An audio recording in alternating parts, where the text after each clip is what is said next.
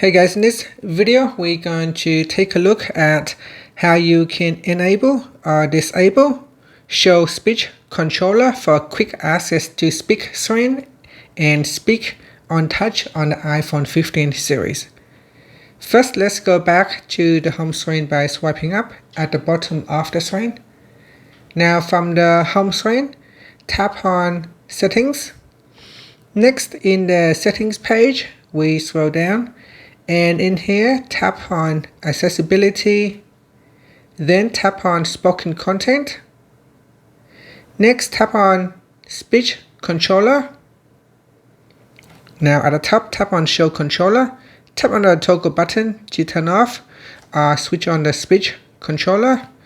Now once you turn this on, the speech controller will always stay on the screen. You can expand the controller or contract to make it smaller. And that's it. While you're in here, you can control or you can change the controller actions. So you can change the long press. At the moment, when you long press on the controller, it will read all the content. Controller actions, none, read.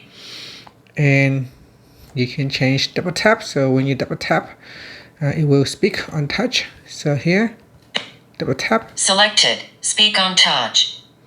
And you got the idle opacity, so you can change its transparency when it is idle.